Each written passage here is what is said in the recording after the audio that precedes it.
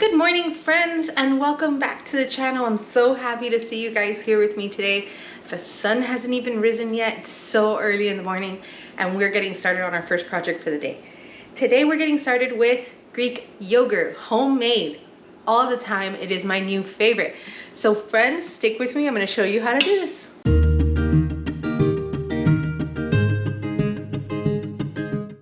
Guys, my secret to perfect yogurt every time is my Instant Pot. I love this thing. I literally only use it for yogurt, if you would believe it or not. It's got a million other uses, but I always have it on rotation going for the yogurt. So it's very simple process. It's more about allotting the time for it than it is you actually interacting with it, which is the best part in my opinion.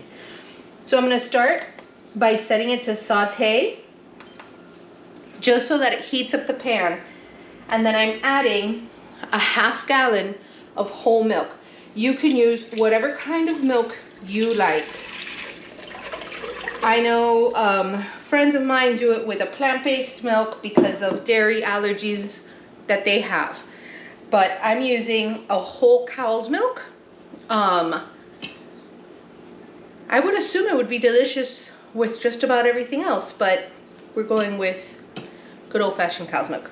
So I have the half gallon heating up. We're going to heat this up to 180 degrees, watching it carefully so it doesn't bubble up. And then we're going to shut this down and we're going to let it cool to 108 degrees. So 180 and then bring it down to 108. Okay friends, so we have definitely past 180 degrees, and that's fine, no problem. We're going to turn off our Instant Pot and I'm going to let this cool down to 108 degrees, and then we'll move into our next step. Okay friends, so I stirred it around a little bit and we're hovering right around 107, 108.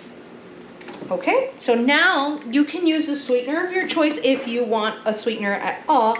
I'm using a couple tablespoons of an organic cane sugar. You can do honey, agave, whatever you choose. Now, here's the secret to the homemade yogurt.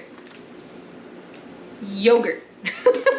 I know it sounds silly, but this is the yogurt that I make at home, and this is going to be the starter for the next batch of yogurt. This is how we're introducing our bacteria, our probiotic bacteria, into the next batch of yogurt. If you do not have a yogurt that you have made yourself, of course, you can do two different things. You can either order the yogurt bacteria online. There's several different websites. I would encourage you to do the research to see who you feel most comfortable ordering from and what kind of bacteria you feel comfortable ordering and using. Also, the other option, which is the option that I made, is to find a yogurt that you really enjoy at the grocery store and use that yogurt to start your home yogurt. So I use the brand Faye. I love it. It's just a plain yogurt, no flavors added to it whatsoever, just to get a good yogurt base. So for every half gallon of milk, I use 2 tablespoons of sugar or honey or agave. If you even want to add sweetener, I just find that it cuts through the sourness just a little bit, and then 2 tablespoons for a half gallon doesn't seem like a huge additive, if that makes any sense. And then I'm gonna add 2 really heaping tablespoons, I would say this is about 1/3 of a cup of yogurt. Come on, buddy. I don't want to do this, and then it splashes up at me. There it is. Okay, so we're gonna add that into it. Woo! Kidding, my Halloween decorations. Okay. And then just whisk this in. If you noticed, I can tell when I'm stirring that there's a film of the milk at the bottom of the pan. It's gonna happen sometimes. That's perfectly fine. Don't disturb it, because then you're gonna end up with little brown bits in your yogurt. It's fine if you just leave it alone.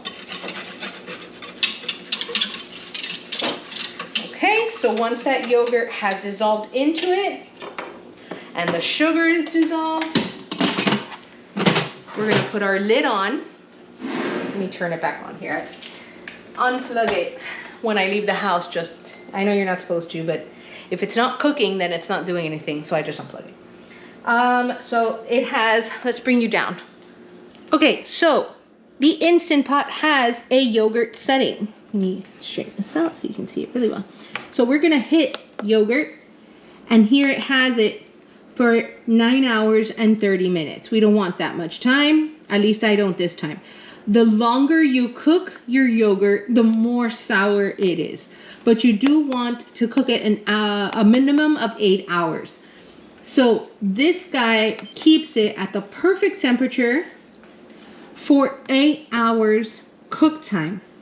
And we're just gonna let this roll and do its thing until it's done. So I'll check back with you guys in the next 8 hours. So friends, after 8 hours have passed and the machine is done, I take a heavy bottom pot with a colander and line it with a brew bag. I use a brew bag. I can link those down below. If you've got cheesecloth, you can use cheesecloth doubled up. And you can see the yogurt is a nice thick consistency. So I pour that into the lined colander, making sure to get everything, and then it is ready to go in the refrigerator overnight. I don't cover it, I just let it drain all of that way into the pot. Good morning again, friends. It is the next day and we are done with this yogurt. It is nice and thick. See, all we did was strain it last night. So last night, all I did was place this colander into a large pot. I use my stock pot. And then I line it with this, this is a brew bag, but you could use cheesecloth or anything like that. This is leftover from when I thought I could make wine. No, I can't do that. So, fun side note, I'm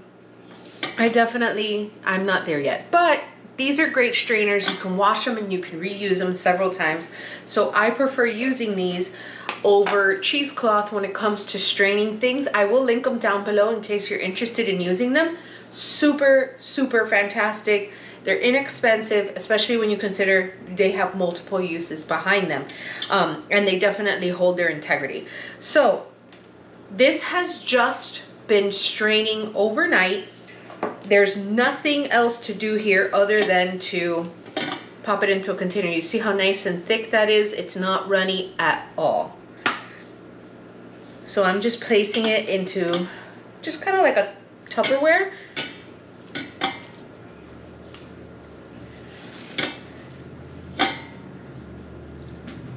I knew you were gonna fall.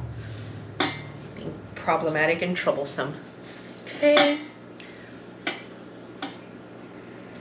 That's another reason why I love these brew bags. Everything comes off really easily.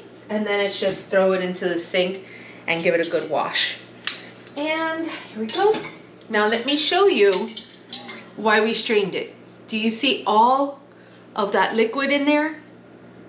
That's all the way that we strained out of this yogurt.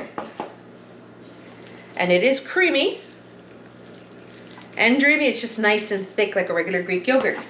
And that's all it takes. It's honestly, it's just time on its own, left alone, without any interaction, which is perfect for me because I have a few things going on. But friends, this will last you 7 to 10 days in the fridge. It doesn't usually last us 7 days because we all enjoy the yogurt, even the dog.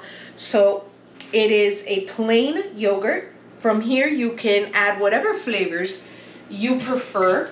I love a little bit of granola and some honey on there, and that's it. We have yogurt for the next week. And all it cost was half a gallon of milk and some time. That's it. So friends, I hope you enjoyed this video. If you are new here, consider subscribing and a thumbs up if you like the content. If you have any questions, any comments, any concerns, drop them in the comments section. I'm always willing to hear. Friends, thank you so much for spending part of your day with me in my kitchen on my little adventures. You have a great rest of your day, and don't forget to take care of each other, yourselves. Have a great one.